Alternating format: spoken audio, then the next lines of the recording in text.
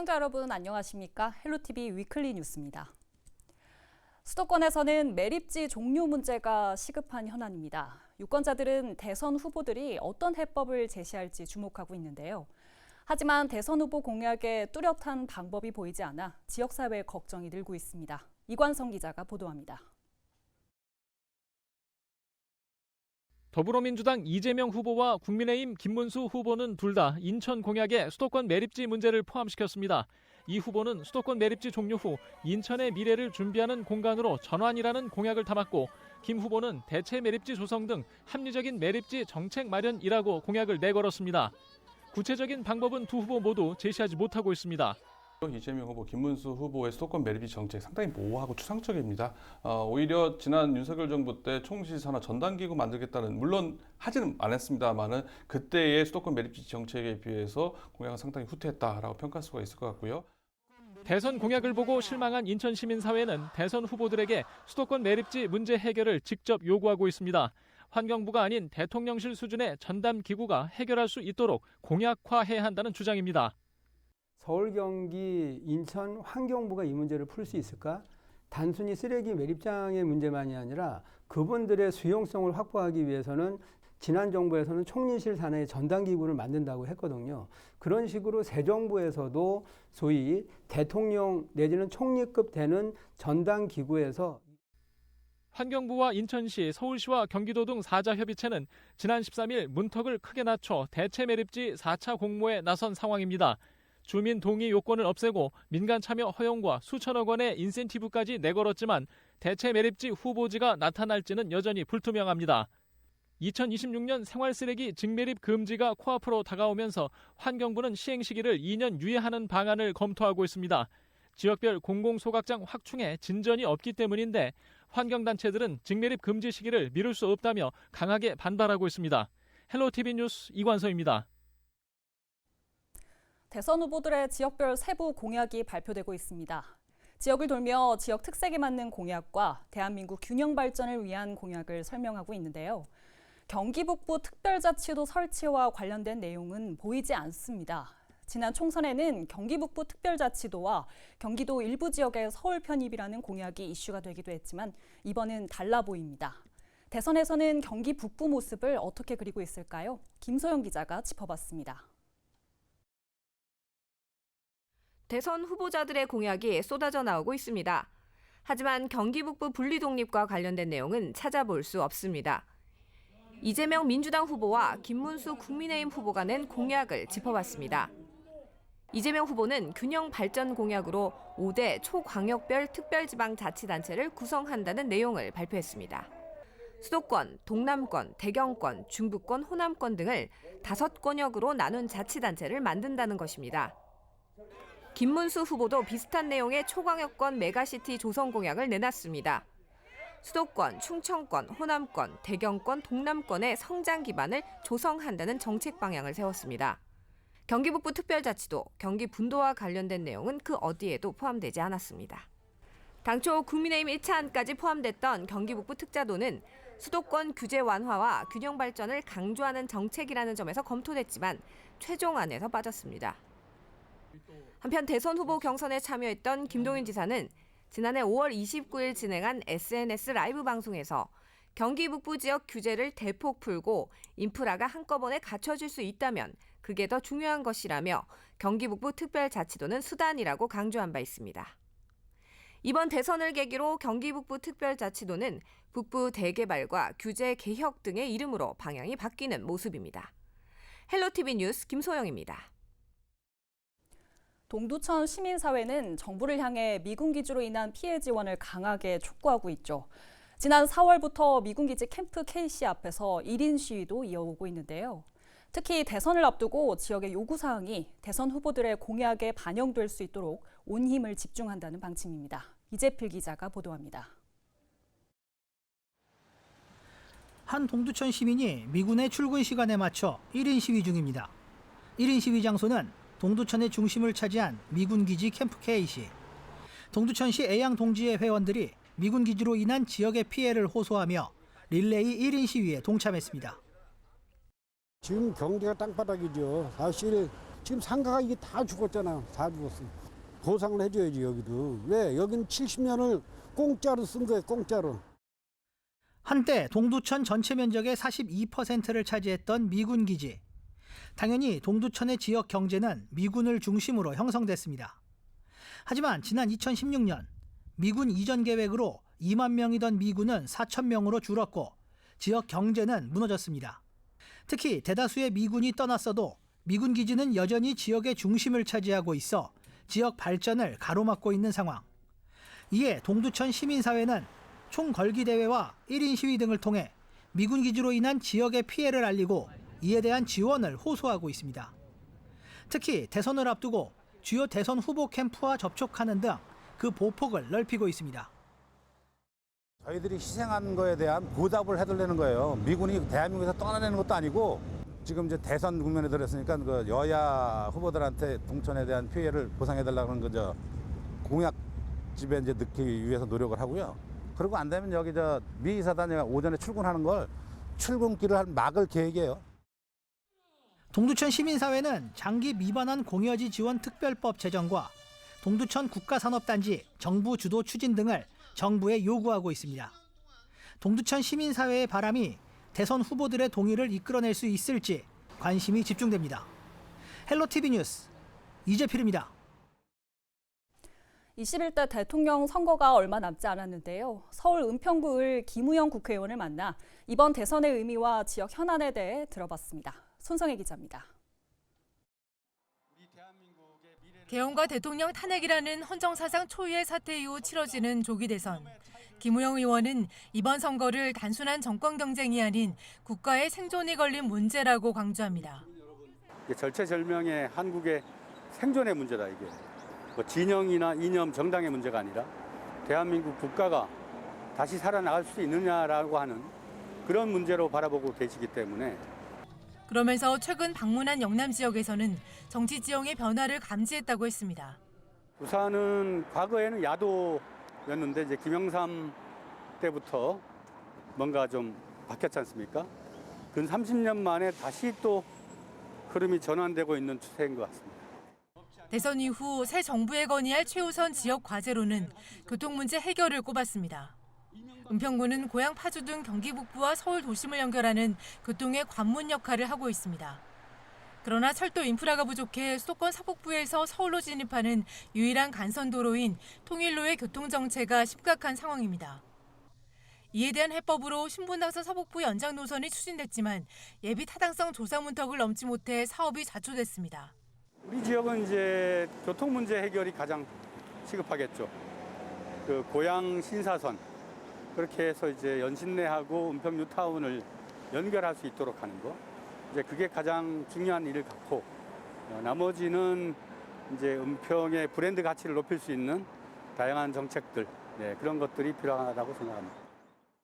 2주 앞으로 다가온 제21대 대통령 선거. 김우영 의원은 투표를 통한 참여야말로 민주주의의 본질이라고 강조했습니다. 대한민국의 주권은 국민에게 있고 국민이 정치를 하는 것이다. 그래서 국민들의 삶의 문제와 정치가 떨어져 있지 않기 때문에 정치를 국민들이 내가 한다라고 생각하고 관심을 갖고 우리의 공존의 어떤 보다 나은 삶을 위해서 함께 해야 되지 않을까 싶습니다. 헬로티비 뉴스 손성혜입니다.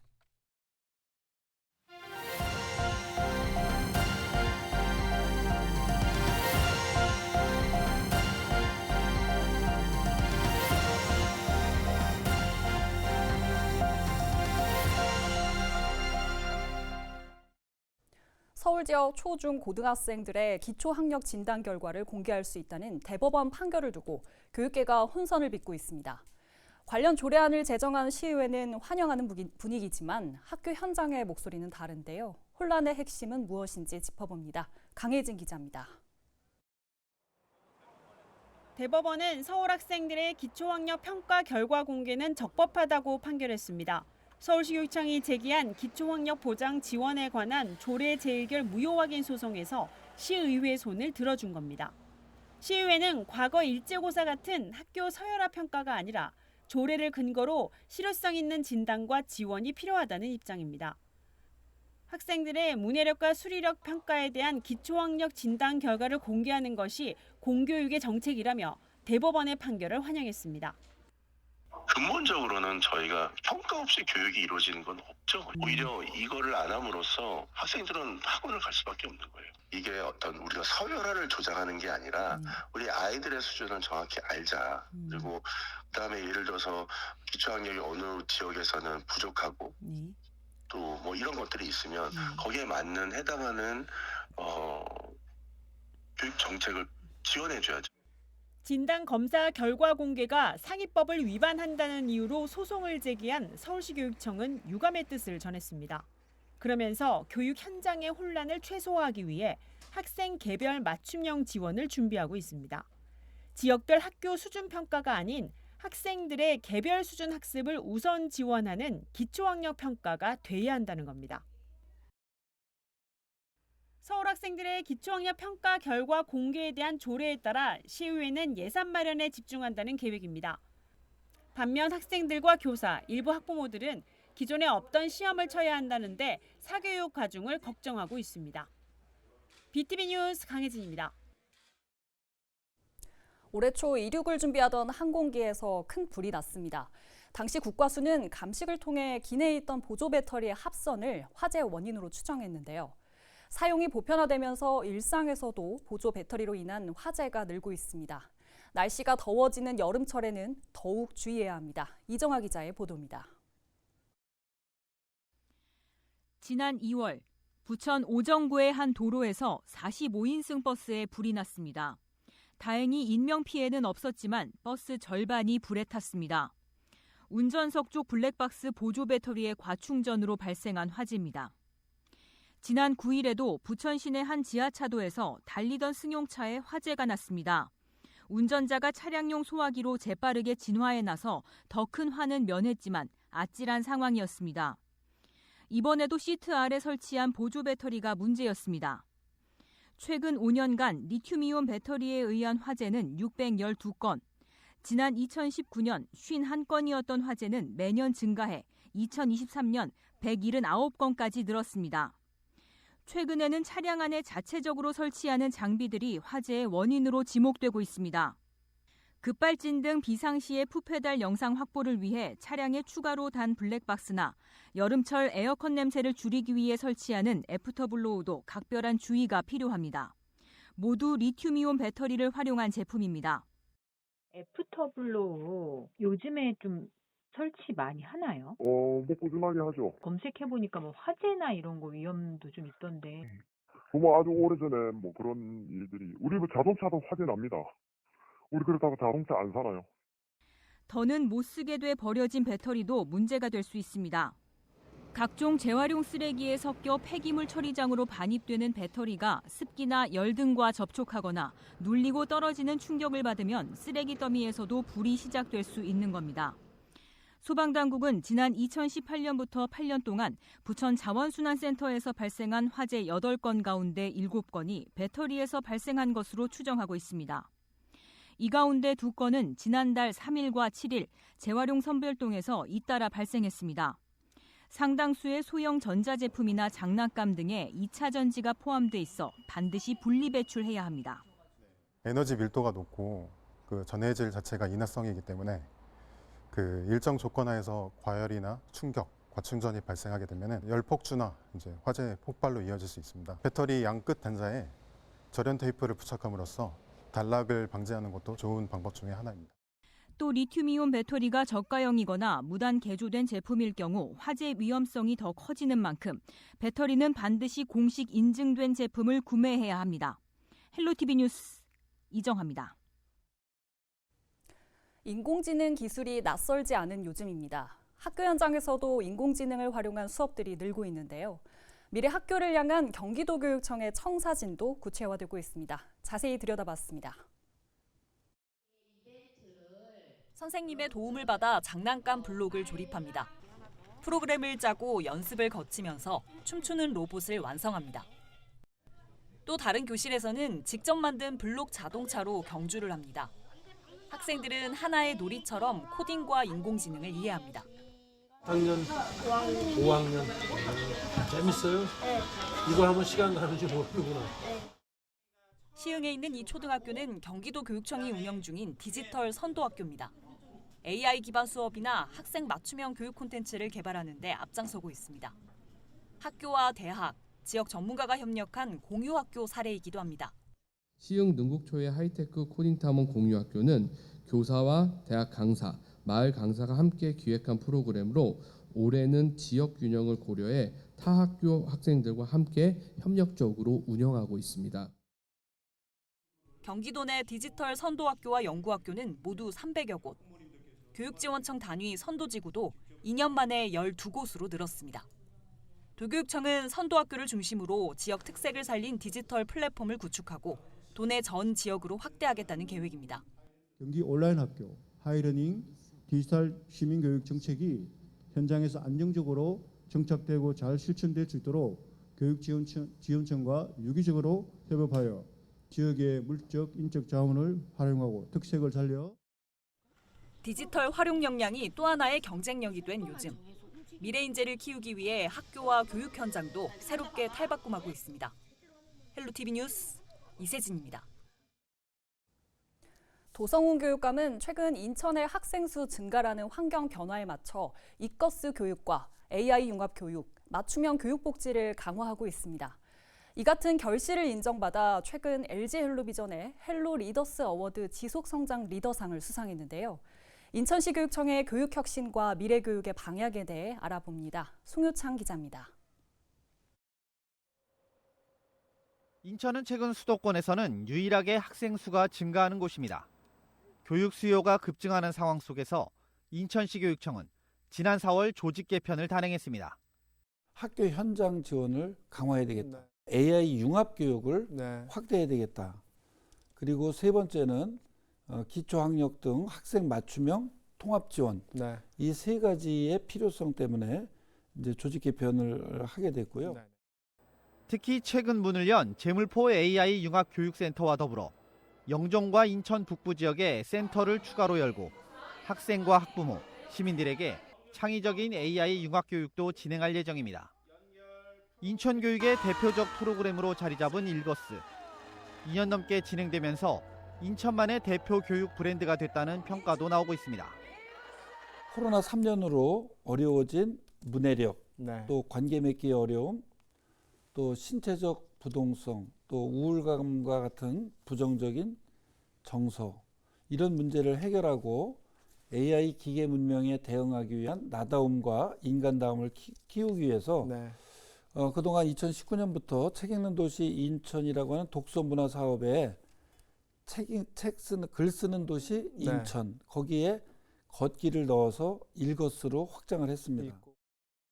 이를 통해 어린이부터 어르신까지 7만 5천여 명의 저자, 4,600여 종의 책이 나왔습니다. 대출 권수도 학교 도서관은 3.3%, 공공도서관은 9.9% 늘었고 방문자 수는 19.8% 증가했습니다. 또한 설문 결과 인천 시민의 64.3%가 일거스를 알고 73.1%는 참여를 원하는 등 실질적인 성과를 보이고 있습니다. 인천은 교육복지 분야에서도 선도적인 정책을 펼치고 있습니다. 초등학교 입학 준비금을 비롯해 중고등학교 신입생에게는 교육비와 체육복 지원, 수학여행비, 다자녀 교육비 지원 등 다양한 정책이 시행 중입니다. 복지는 시혜가 아니라 권리입니다. 그리고 교육 자체가 저는 아주 중요한 복지라고 그렇게 생각이 들고요. 우리 인천에서는 교육복지를 통해서 우리 아이들이 자기가 좋아하고 잘하는 것을 찾아서 아무런 걱정 없이 교육을 받을 수 있는 그런 결대로 성장 교육을 추진하고 있습니다. 교육청은 지속적으로 과제를 발굴하고 아이들과 학부모가 교육비 걱정 없이 학교에 다닐 수 있도록 하겠다는 계획입니다. 여기에 특수학교 신설을 통해 장애 학생들에게만 집중할 수 있는 전문 교육 지원과 특수교육 여건 개선 등을 위해 노력하겠다는 뜻도 전했습니다. 결대로 성장하는 교육을 통해 학생 성공 시대를 열겠다는 도성훈 교육감. 인천시 교육청의 정책이 학생은 물론 학부모와 교원 등 함께 발전하는 성과가 있길 기대해 봅니다. 헬로티비 뉴스 송희창입니다.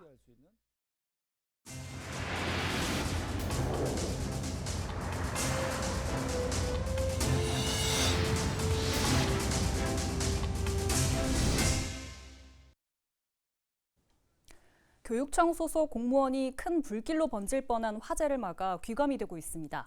당시 숙소엔 축구대회에 참가하고 있는 학생 150여 명이 머무르는 상황이었는데요. 침착함을 잃지 않고 대응하다 화상까지 입었지만 밝은 표정을 잃지 않았습니다. 이정목 기자가 만났습니다. 손에 붕대를 감고 인사를 건네는 경북교육청 지우요 특별보좌관.